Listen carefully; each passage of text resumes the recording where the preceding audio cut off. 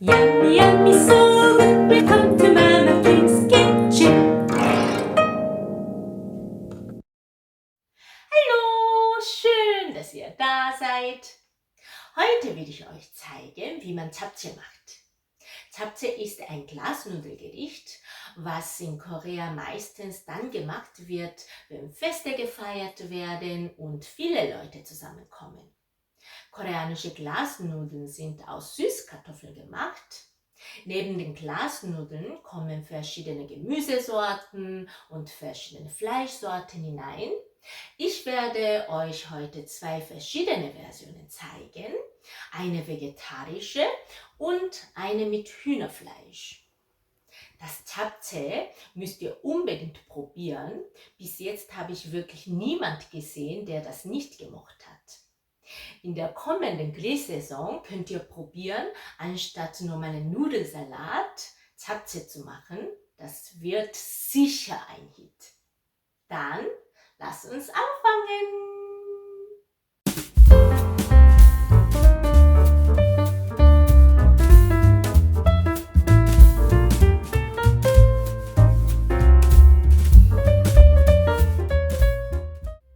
Das sind die Zutaten, die man nicht im normalen Supermarkt bekommen kann.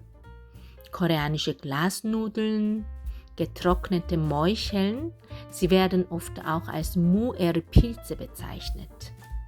Sesamöl, koreanische Sojasauce, japanische Sojasauce. Diesmal habe ich die glutenfreie Version benutzt. Wie bereits in den vorherigen Folgen erwähnt, sind in den Sojasoßen kein Zucker und keine anderen Zusatzstoffe drin. Sesam, Birnendicksaft. Dieser ist nur aus Birnen gemacht und bekommt man meistens nur im Bio-Supermarkt oder im Reformhaus. Ihr könnt aber genauso gut normalen Zucker oder zum Beispiel Ahornsirup verwenden. Hier seht ihr verschiedene Sorten von koreanischen Glasnudeln, die im Gegensatz zu anderen asiatischen Glasnudeln nicht aus Reismehl gemacht sind, sondern aus Süßkartoffeln. Diese Glasnudeln findet man am häufigsten im Asialaden. Sie erhalten leider eine winzige Menge, nämlich 0,1% an Zusatzstoffen. Dafür ist die Konsistenz am besten. Diese Glasnudeln in einer 300 Gramm Packung passen von der Portion her genau zu meinem Rezept und sie sind nur aus Süßkartoffeln und Wasser gemacht. Die Konsistenz ist hier auch sehr gut. Bei diesen Glasnudeln wird die Süßkartoffelstärke zwar in China gemacht, aber die eigentliche Glasnudelherstellung mit 100% Süßkartoffelstärke findet in Südkorea statt. Die Konsistenz ist auch bei diesen sehr gut. Den letzten Glasnudeln, die ich euch zeigen will, ist Tapioca-Stärke beigemischt, was die Konsistenz stark beeinflusst. Sie sind deswegen nicht für Japchae geeignet. Diese drei kann ich euch also empfehlen. Wenn ihr andere koreanische Glasnudeln aus 100% Süßkartoffeln findet, sind diese bestimmt auch gut geeignet. Für Japchae verwenden wir normalen frischen Spinat. Dieser ist besser geeignet als Jungspinat oder tiefgefrorener Spinat. Als erstes weichen wir die Glasnudeln in lauwarmem Wasser eine Stunde lang ein. Die Morcheln werden ebenfalls eine Stunde im Wasser eingeweicht. Wir nehmen dafür eine größere Schüssel, weil sie viel größer werden. Von der Zwiebel die Enden abschneiden, halbieren und in dickere Streifen schneiden. Karotten schälen, schräg in Scheiben schneiden und diese in schmale Stifte schneiden. Rote Paprika vierteln, entkernen und in dünne Streifen schneiden. In der Zwischenzeit nicht vergessen, die herausstehenden Teile der Glasnudeln unter Wasser zu drücken, damit die Nudeln gleichmäßig weich werden. Von den sauber geputzten Stacke-Pilzen die nicht frischen Stielenden abschneiden und die Pilze in dicke Scheiben schneiden. Das Gemüse ist fertig geschnitten. Spinat hatte ich schon vorher sauber gewaschen. Zum Anbraten des Gemüses machen wir unsere eigene Soße. Hierfür mischen wir koreanische Sojasauce, japanische Sojasauce, Weißwein, Sesamöl, Birnendicksaft, Sesam, Pfeffer, Knoblauch. Kurz mischen, fertig. Für die vegetarische Version machen wir statt Fleisch Eierstreifen. Dafür trenne ich gerne Eiweiß und Eigelb, weil es einfach schöner aussieht. Es ist natürlich auch möglich, alles zusammen zu braten. Zu dem Eiweiß und Eigelb jeweils ein Teelöffel koreanische Sojasauce und eine Prise Salz geben. Gut vermischen. Öl in die Pfanne. Bei mittlerer Hitze das Eiweiß braten. Bitte achtet darauf, dass die Dicke des Eiweißpfannkuchen gleichmäßig dick ist. Dafür könnt ihr den Pfannenwender benutzen. Sobald auf der Oberseite nur wenig Flüssigkeit übrig ist, wenden wir den Pfannkuchen. Nach weiteren 1 oder 2 Minuten kann man den Pfannkuchen aus der Pfanne holen. Dasselbe machen wir auch mit dem Eigelb. Wir schneiden die Pfannkuchen, indem wir ihn halbieren, die Hälften übereinander legen und in dünne Streifen schneiden. Für die nicht vegetarische Version nehme ich Schnitzel von der Hühnerbrust. Man kann aber auch andere Teile vom Huhn oder ganz anderes Fleisch, zum Beispiel Schweine- oder Rinderschnitzel verwenden. Auch das Hühnerschnitzel schneiden wir in dünne Streifen. Zum Marinieren des Fleisches nehmen wir koreanische Sojasauce, Weißwein, Sesamöl, Birnendicksaft, Knoblauch, Sesam, Pfeffer. Gut mischen und eine Zeit lang stehen lassen. Nach einer Stunde sind die Glasnudeln weich genug und wir können das Wasser abgießen. Auch die Morcheln sind jetzt genug eingeweicht. Harte Verwachsungen wie diese schneide ich weg. Die Morcheln dann in mundgerechte Stücke schneiden und noch einmal waschen. In der Zwischenzeit braten wir das Gemüse im Wok.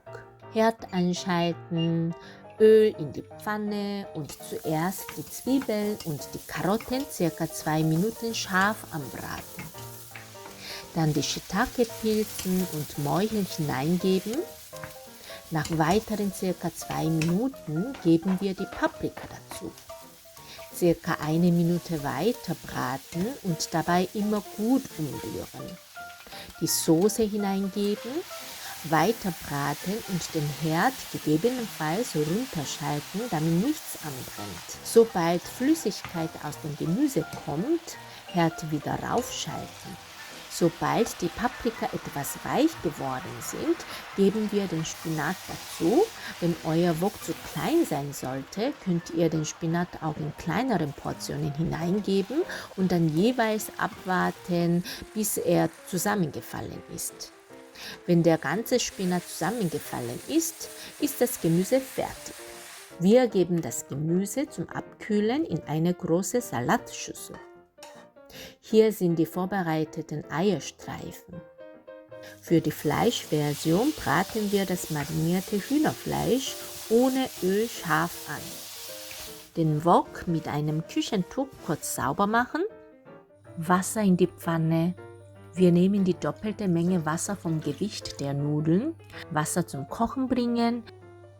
Wenn das Wasser kocht, die eingeweichten Glasnudeln hineingeben, kurz mit Kochlöffel umrühren, damit alle Nudeln unter Wasser sind.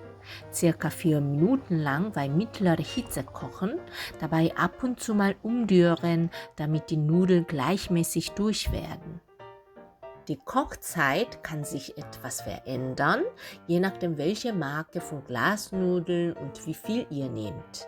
Die Glasnudeln in ein Sieb geben und unter laufendem kaltem Wasser waschen. Am Anfang mit Kochlöffel umrühren, weil die Glasnudeln noch sehr heiß sind. Danach waschen wir die Glasnudeln per Hand, solange bis die Nudeln kühl sind. Nach dem Waschen können wir die Nudeln schneiden, wenn sie für uns zu lang sind. Herd wieder einschalten. In dem Wok geben wir jetzt koreanische Sojasauce, japanische Sojasauce und Apfelsaft. Das ist meine Geheimzutat. Aufkochen lassen, Glasnudeln hineingeben, umrühren und nicht vergessen, Pflanzenöl dazugeben. Alles zusammen circa 2 bis 3 Minuten lang braten, bis die Nudeln eine gleichmäßige dunklere Farbe haben. Auch hier kann die Bratzeit je nach Menge und Nudelmarke etwas unterschiedlich sein. Hier seht ihr die Unterschiede zwischen 2 Nudelmarken nach dem Kochen. Die einen sind dünn und die anderen dicker.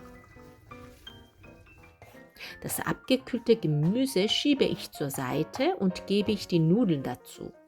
Ebenfalls ca. 10 Minuten abkühlen lassen. Das Mischen funktioniert bei Japchae am besten per Hand. Man muss aber sehr vorsichtig sein, weil die Glasnudeln an der Oberfläche schon relativ kühl sein können, im Innern aber meistens noch sehr heiß sind. Deswegen ziehe ich zuerst einen Stoffhandschuh an und darüber einen Küchenhandschuh aus Latex. Dann kann man gefahrlos die Nudeln und das Gemüse mischen.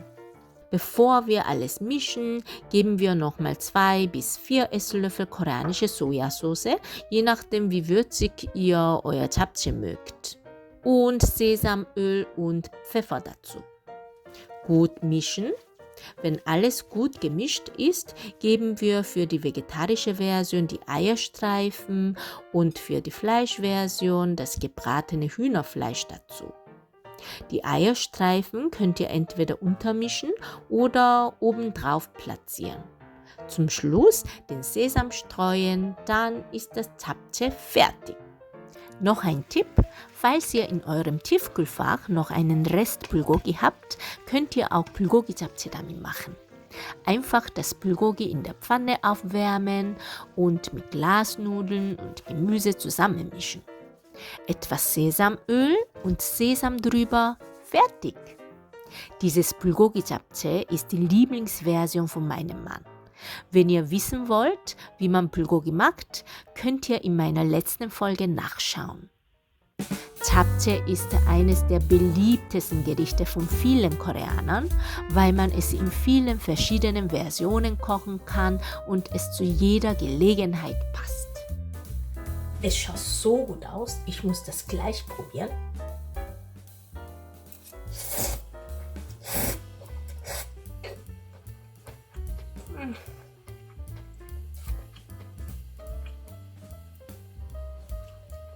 Ich liebe Japchae.